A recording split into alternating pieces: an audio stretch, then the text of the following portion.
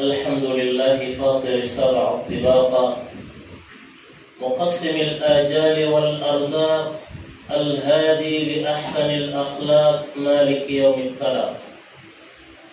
أشهد أن لا إله إلا الله وحده لا شريك له شهادة أدخرها للحظة الفراق والتفاف الساق بالساق وإلى الله المساق. وأشهد أن محمدًا عبده ورسول الله سيد ولد آدم على الإطلاق، خير من رقب البراق وتمم مكارم الأخلاق. صلوا عليه الله ربنا ثم سلما، وعلى آله وأصحابه مصابيه الغرر. أما بعد، فيا عباد الله، أوصيكم ونفسي بتقوى الله، حيث أمرنا في كتابه الله الكريم: يا أيها الذين آمنوا اتقوا الله حق تقاته ولا تموتن إلا وأنتم مسلمون.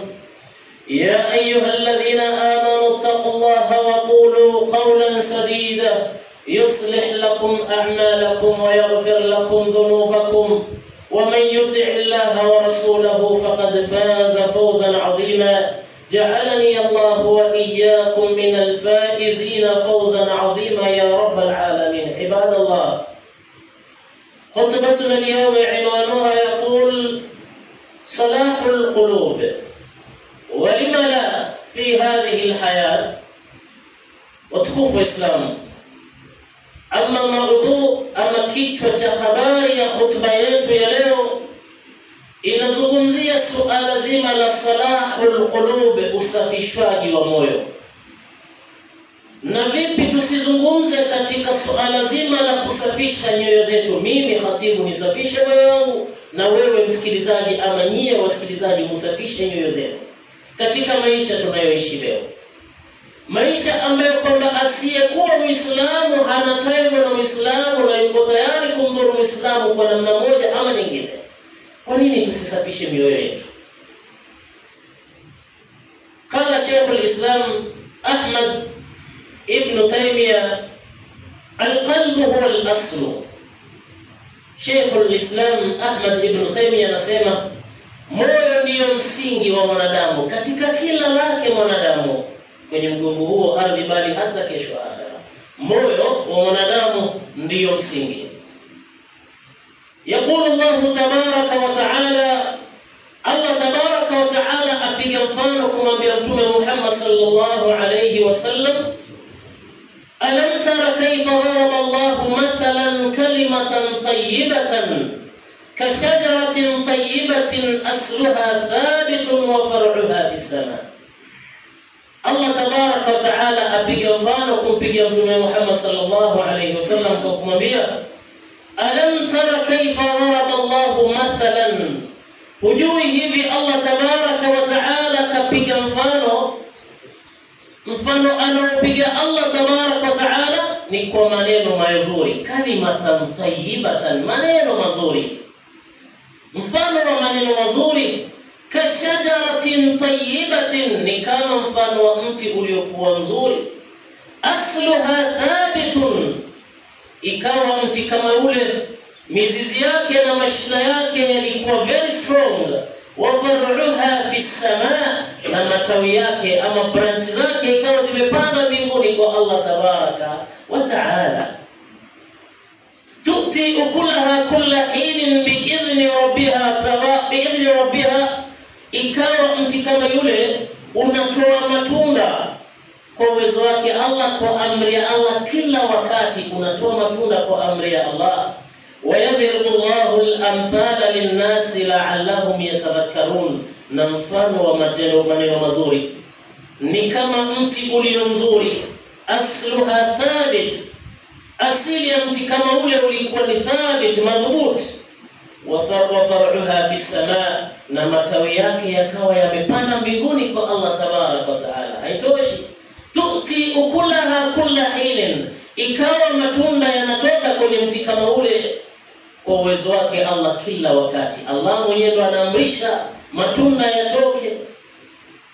Lakini yote haya, wayadhribu Allahu al-amthal lin-nas, Allah amepiga mfano huu kwa wanadamu ni mimi na wewe, huenda tukakumbuka tukarudi nyuma. Allah tabaraka wa taala aonyesha mti ambao kwamba ulikuwa ni strong, na ikawa Allah mwenyewe ndio anaukontroli kule mbinguni, na matunda yanatoka kila wakati kwa idhni ya Allah tabaraka wa taala.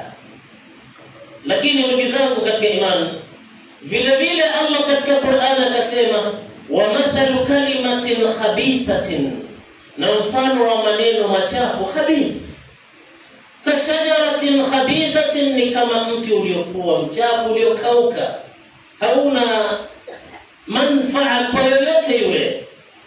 Ijtuffat min fawqi al-ard ma laha min qarar. Angalia namna maneno mazuri ni kama mti uliokuwa mzuri.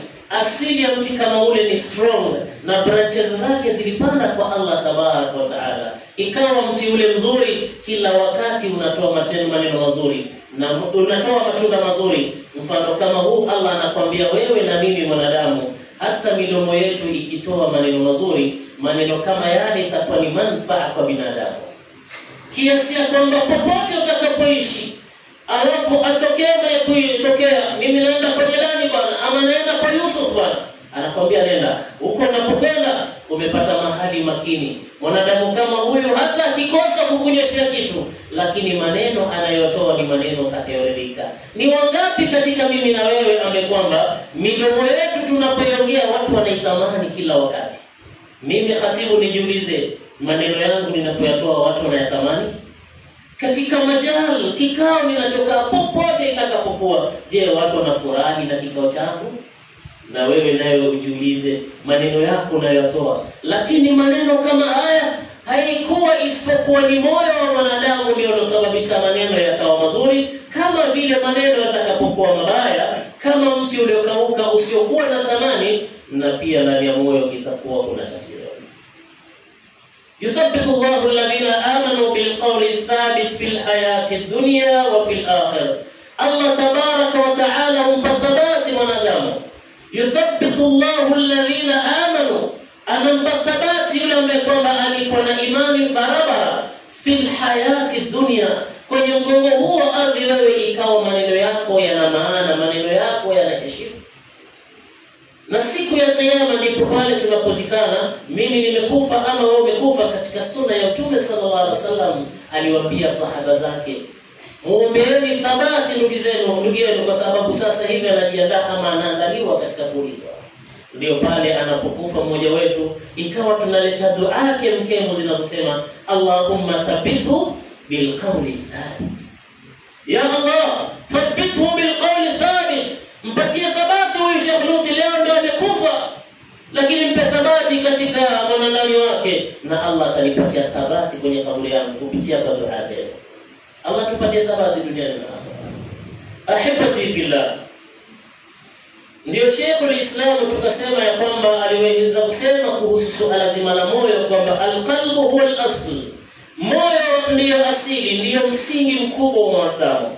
فإذا كان فيه معرفة وإرادة, ikiwa kwenye moyo kuna maarifa na kuna nia na irada, bimaana kwamba matumaini yako, malengo yako ni gani kwenye moyo wako, sara dhalika ila albadan bidharura, bila shaka hilo hutembea kwenye moyo wa mwanadamu kwa dharura. Ikiwa kwenye moyo wa mwanadamu kuna irada, kuna nia iliyo thabiti kwa matendo yako, mazungumzo yako, maisha unayoishi, ikawa moyo wako unatangaza mazuri tu, bila shaka hilo litatembea kwenye mwili wa mwanadamu.